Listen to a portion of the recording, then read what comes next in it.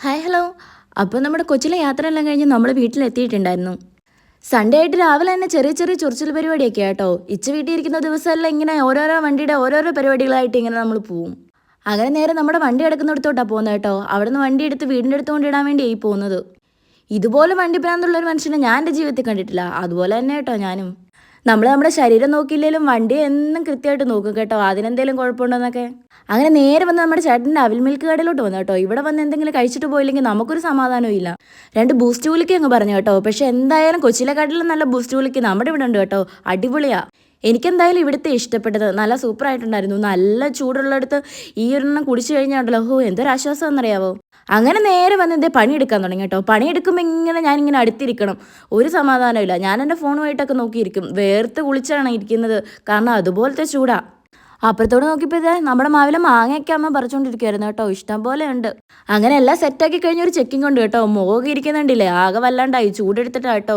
എല്ലാം സെറ്റായി കഴിഞ്ഞാൽ ഇച്ചയ്ക്ക് സമാധാനമുള്ളൂ, അല്ലെങ്കിൽ പിന്നെ അതിനിട്ട് ചൊറിഞ്ഞുകൊണ്ടിരിക്കും. പിന്നെ ആ സമയത്ത് എന്തെങ്കിലും ചോദിച്ചാൽ ദേഷ്യം വരും. പിന്നെ നമ്മുടെ പരിപാടിയെല്ലാം കഴിഞ്ഞ് നേരെ വീട്ടിലോട്ട് കയറി വന്നു കേട്ടോ. ഇനി അടുത്ത 2 ഫോട്ടോ എടുത്ത് തരണമെന്ന് പറഞ്ഞുകൊണ്ടാണ് ഞാൻ ഈ കെഞ്ചിക്കൊണ്ടിരിക്കുന്നത്. ചോദിച്ച് എന്തായാലും സെറ്റായി പോയി ഒരുങ്ങിക്കോളാൻ പറഞ്ഞു. അങ്ങനെ ഞാനൊക്കെ കേട്ട പാതി കേൾക്കാത്ത പാതി നേരെ പോയി കുളിച്ചൊരുങ്ങിയിട്ടുണ്ടായിരുന്നു. ഒരുങ്ങിക്കഴിഞ്ഞാൽ ഒരു വീഡിയോ നിർബന്ധമാണേ. നമ്മുടെ പരിപാടിയെല്ലാം കഴിഞ്ഞപ്പോൾ ഏകദേശം നല്ല ഇരുട്ടാകാറായിട്ടുണ്ടായിരുന്നു. പിന്നെ സ്ഥലം തപ്പിയിട്ടുള്ള യാത്രയായിരുന്നു കേട്ടോ. എവിടെ ചെന്നിട്ടും എനിക്ക് സെറ്റാവുന്നില്ല, കാരണം ഇവിടെ ഒട്ടുമിക്ക സ്ഥലങ്ങളിൽ ഞാൻ ഫോട്ടോ എടുത്തിട്ടുണ്ട്. അങ്ങനെ ഇതൊരു വീടിൻ്റെ മുറ്റിൽ നിന്നപ്പോൾ എനിക്കൊരു കശുമാങ്ങ കിട്ടിയിട്ടുണ്ടായിരുന്നു. ഞാൻ പറഞ്ഞു അത് വണ്ടി നിർത്ത്, നമുക്ക് അമ്മയ്ക്ക് കൊണ്ട് കൊടുക്കാമെന്ന് പറഞ്ഞു. ഇതിൻ്റെ മണമെന്ന് പറഞ്ഞാൽ വല്ലാത്തൊരു മണം കേട്ടോ. അതെടുത്ത് കഴിഞ്ഞപ്പോൾ അതിൻ്റെ കറയെല്ലാം കൂടെ എൻ്റെ ദേഹത്ത് പറ്റിയായിരുന്നു. ഇനി ഞാൻ നാളെ അറിയാം അതിൻ്റെ കാര്യം എന്നാന്ന്. ചിരിച്ചോണ്ട് ചീത്ത പറയുന്ന ആളാണ് കേട്ടോ ഈ വണ്ടിക്കകത്തത് വെച്ചതിന്. അങ്ങനെ നേരെ നമ്മളവിടെ ഒരു പാലത്തിനടുത്ത് വന്നു. ആകെ വെട്ടവും വെളിച്ചമുള്ളത് അവിടെ മാത്രം കേട്ടോ. വെയിൽ പിടിച്ച പകലങ്ങ് ഇറങ്ങാൻ ഞാൻ വെട്ടം പോയപ്പോഴത്തേക്ക് എനിക്കാകെ ദേഷ്യവും പിടിച്ചു. പിന്നെ എന്നാ ചെയ്യാനാ. അങ്ങനെ ഫോട്ടോയും വീഡിയോ ഒക്കെ എടുത്തു വന്ന് നേരെ ഒരു ലൈം സോഡ കുടിക്കാൻ കയറി. എവിടെ പോയാലും അത് നിർബന്ധമാണ്, കാരണം ആകെ ചൂടല്ലേ. ഞാൻ ഈ ലഡുവിൻ്റെ അകത്ത് മുന്തിരി കണ്ടോണ്ടാ വാങ്ങിച്ചേ. എനിക്ക് കിട്ടിയ ലഡുവിൻ്റെ അകത്ത് മുന്തിരി ഇല്ലായിരുന്നു. പിന്നെ കിട്ടിയ സാധനം എങ്ങനെ തിരിച്ചു കൊടുക്കുന്നത്, അത് ഞാൻ കഴിച്ചു.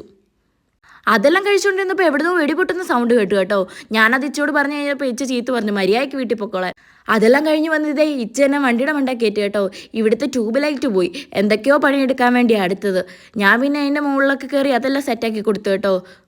ഇങ്ങനത്തെ പണിയെല്ലാം ഞാൻ എടുക്കുന്നത് കേട്ടോ, കാരണം മൂളിക്കാരൻ എണീച്ചയ്ക്ക് വയ്യ. അപ്പോഴത്തേക്കും അത് എൻ്റെ തലയിൽ വെക്കും. അപ്പോൾ ഇന്നത്തേക്ക് ഇത്രയേ ഉള്ളൂ കേട്ടോ. അപ്പോൾ അടുത്ത വീഡിയോ കാണാം. Okay bye.